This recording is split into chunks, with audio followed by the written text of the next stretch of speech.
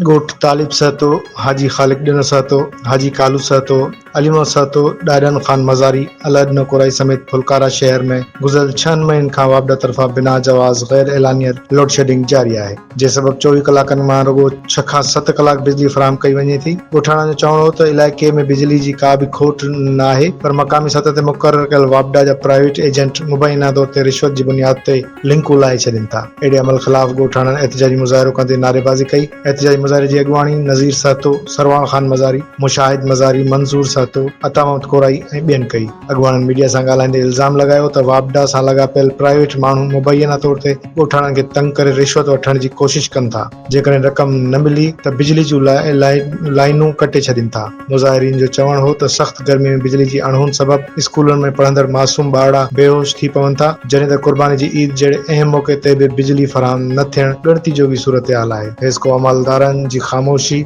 ऐं लापरवाही पिण ॻोठाणनि जी तकलीफ़ुनि में वाधि करे रही आहे, जेके मुबैना तौर ते इन्हनि प्राइवेट माण्हुनि सां मिलियल आहिनि। अॻुवाणनि आला इख़्तियारनि खां मुतालबो कयो त बिजली जी गैर एलानियल ऐं हथरादो लोड शेडिंग ख़तम कई वञे, वापडा में दाख़िल अहिड़े नाजाइज़ प्राइवेट माण्हुनि ख़िलाफ़ कार्रवाई कई वञे ऐं इलाइक़े वासियुनि जी तकलीफ़ुनि जो अज़ालो कयो वञे।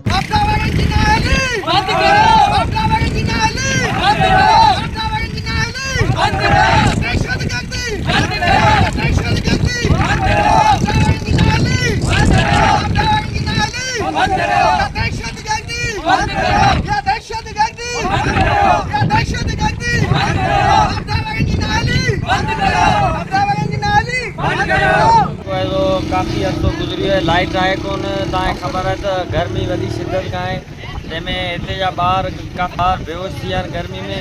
मुसलसल लाइट आहे कोन। हिन जा जेके प्राइवेट एजेंट आहिनि उन्हनि खां उहे पैसा वठी लाइट हलाईंदा, बाक़ी जेके मीटरनि वारा आहिनि उहे ईअं वेठा आहिनि, लाइट हले ई कोन पई।